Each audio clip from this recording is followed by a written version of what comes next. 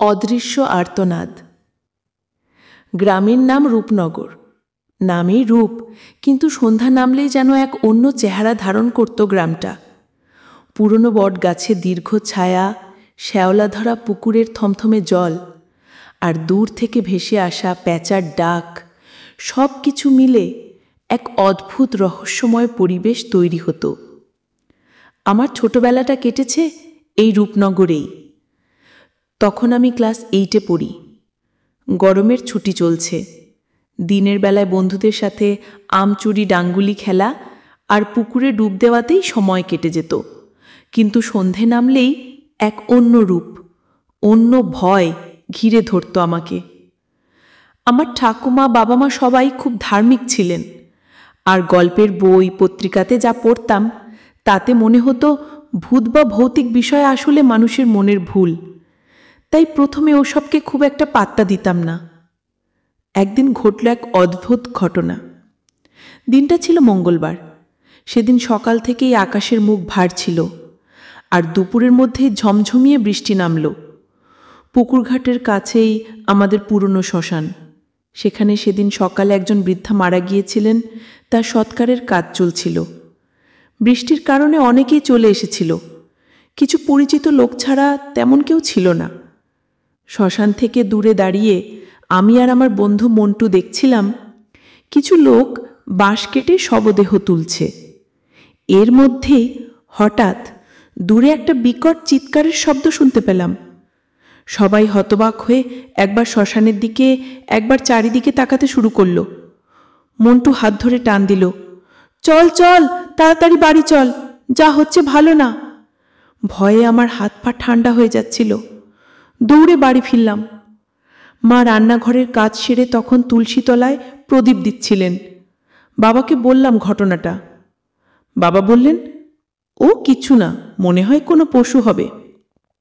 কিন্তু আমার মন মানছিল না। সেদিন রাতে বাবা খেতে বসলে মা হঠাৎ বলে উঠলেন, আচ্ছা, আজ তো মঙ্গলবারে পুজো দেওয়ার কথা ছিল, কিন্তু কাকিমা তো আজ সকালে মারা গেলেন, তাহলে উনি কি পুজোর ব্যবস্থা করেছিলেন? বাবা বললেন, উনি তো বছরখানেক ধরে অসুস্থ, পুজোর আয়োজন কিভাবে করবেন? হয়তো কোনো ভুল হয়েছে। এই কথাগুলো শুনে আমার মনটা যেন আরও অস্থির হয়ে উঠল। পরদিন সকালে খবর এলো, সেই রাতের বিকট চিৎকারের পর থেকে গ্রামের একজন নিখোঁজ। তার নাম ছিল রামলাল। রামলাল ছিল একজন কাঠুরে, সৎকারের কাজে শ্মশানে গিয়েছিল। গ্রামের মানুষ ভয় কুঁকড়ে গেল। শ্মশানের দিকে কেউ আর যেত না। আমরাও দুপুরবেলে বাইরে খেলাধুলো বন্ধ করে দিলাম। বাবা একদিন দুপুরে হঠাৎ বললেন, আমি আর গ্রামের 2জন লোক শ্মশানের দিকে যাব, দেখব ব্যাপারটা কি। মা ভয়ে কেঁপে উঠলেন, না গো, যেও না, কি হয় বলা যায় না। বাবা কিছুতেই শুনলেন না। সঙ্গে গ্রামের 2জন সাহসী মানুষ, সুশীল কাকা আর বিপিন জেঠু গেলেন। সুশীল কাকা ছিলেন এলাকার সবচেয়ে বুদ্ধিমান লোক, তার কথা সবাই খুব শুনত। বিপিন জেঠু ছিলেন শ্মশানের পাশে এক পুরনো বাড়িতে বসবাসকারী। তিনি গ্রামের প্রায় সব শ্মশানের অনুষ্ঠানে উপস্থিত থাকতেন। তারা ঘণ্টা 2 পর যখন ফিরলেন, বাবা সম্পূর্ণ চুপ। মা জিজ্ঞাসা করলেন, কি হলো গো? বাবা শুধু মাথা নেড়ে বললেন, কিছু না। কিন্তু তার মুখে যে আতঙ্কের ছাপ ছিল তা আমি আজও ভুলতে পারি না। রাতে ঘুমোতে গিয়েছিলাম। রাত তখন প্রায় 1টা কি 2টো। হঠাৎ দরজায় টোকা মারার শব্দ, টক টক টক। আমি বিছানা ছেড়ে উঠলাম, কিন্তু সাহস করে দরজা খুলতে পারলাম না। মাও জেগে উঠেছিলেন, বাবার হাত ধরেছিলেন। আবার শব্দ, টক টক টক, এবার আরো জোরে। বাবা সাহস করে দরজা খুললেন, কিন্তু কেউ ছিল না। বাইরে নিস্তব্ধতা, শুধুমাত্র ঝিঝি পোকার ডাক। বাবা দরজা বন্ধ করে এসে বললেন, সব মনের ভুল। পরদিন সকালে মা বাবা দুজনেই যেন কেমন অন্যরকম হয়ে গিয়েছিলেন। তাদের চোখ মুখে একটা অজানা ভয় আর ক্লান্তি।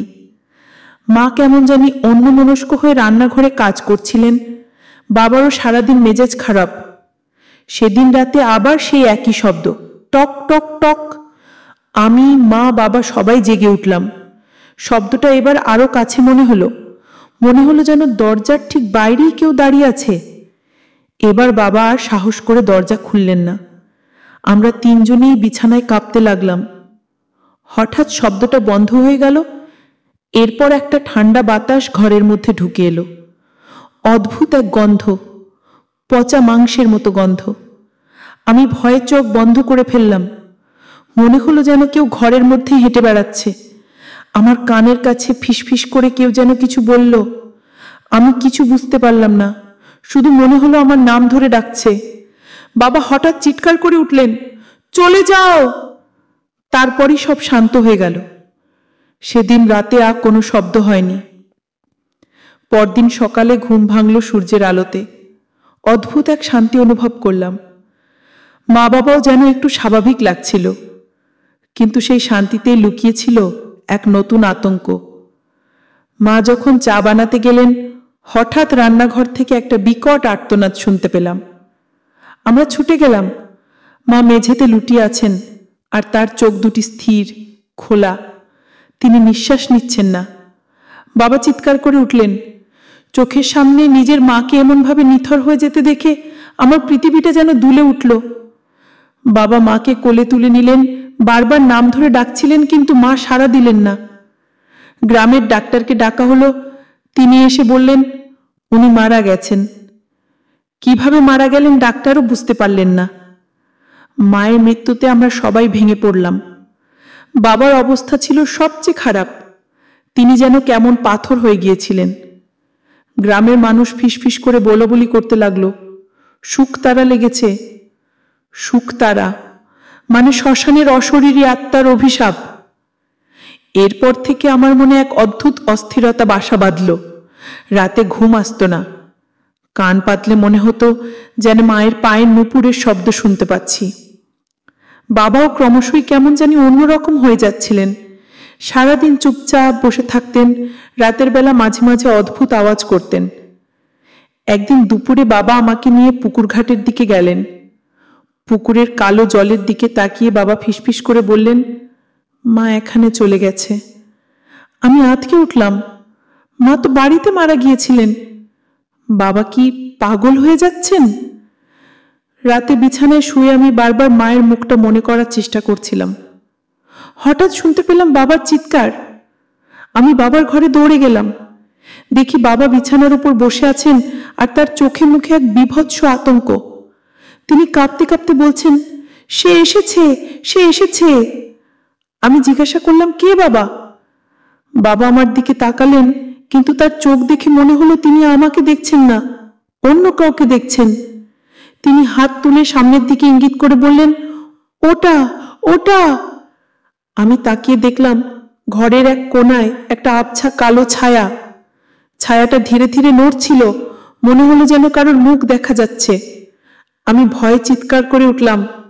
বাবা এবার চিৎকার করে বলতে লাগলেন, যাও, ওকে ছেড়ে দাও। তারপরই বাবা জ্ঞান হারালেন। আমি ভয়ে কাঁপতে কাঁপতে বাবার হাত ধরে বসে থাকলাম। রাত যত বাড়ছিল আমার মনে হচ্ছিল যেন ঘরের মধ্যে সেই পচা গন্ধটা আরো তীব্র হচ্ছে। আমি সারা রাত বাবাকে ধরে বসে রইলাম।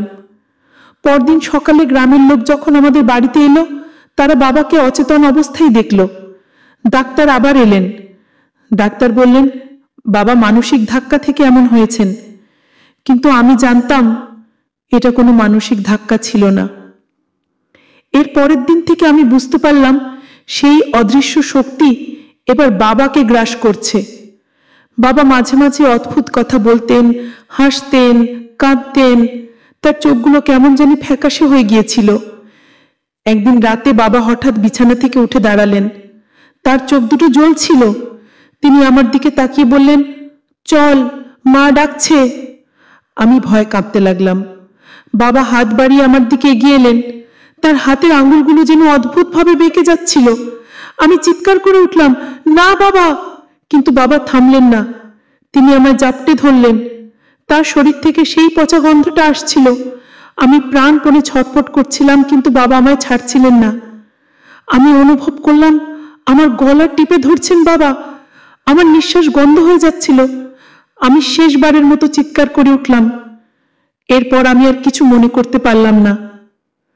যখন জ্ঞান ফিরল, তখন দেখি আমি হাসপাতালে শুয়ে আছি। আমার আশেপাশে গ্রামের লোকেরা দাঁড়িয়ে আছে। সুশীল কাকা আমার পাশে বসে আছেন। তিনি বললেন, তুমি অজ্ঞান হয়ে গিয়েছিলে, আমরা তোমাকে খুঁজে পেয়েছি। আমি বাবাকে খুঁজলাম। সুশীল কাকা মাথা নিচু করে বললেন, তোমার বাবা, তাকে পাওয়া যায়নি। আমি স্তব্ধ হয়ে গেলাম। বাবা নিখোঁজ, আর মায়ের মতোই নিখোঁজ। সুশীল কাকা আমাকে বুঝিয়ে বললেন যে বাবা সম্ভবত শ্মশানের দিকে গেছেন। আমি সেদিনই হাসপাতাল থেকে ছাড়া পেয়ে বাড়ি ফিরলাম। বাড়িতে ঢুকতেই সেই পুরনো বটগাছটার দিকে আমার চোখ পড়ল। গাছটা যেন আরো ছায়া ঘেরা, আরো ভয়ঙ্কর মনে হচ্ছিল। আমি জানি আজও রূপনগরের সেই পুরনো বটগাছের নিচে শ্মশানের ধারে রাতের বেলা এক অদৃশ্য আর্তনাদ ভেসে আসে। আর সেই আর্তনাদ আমার বাবার আর মায়ের। আমি আজও সেই রাতের কথা ভুলতে পারি না। সেই পচা গন্ধ, সেই হিমশীতল স্পর্শ, আর সেই অদৃশ্য ছায়া। আমার মনে হয় ওরা এখনো আছে, হয়তো আমার আশেপাশেই। এই বাস্তব ঘটনার উপর তৈরি আমার এই গল্প। বিশ্বাস করো বা না করো, আমি জানি এই ঘটনাগুলো সত্যি ছিল। আর আমার সেই রাতের দুঃস্বপ্নগুলো আজও আমাকে তাড়া করে বেড়ায়।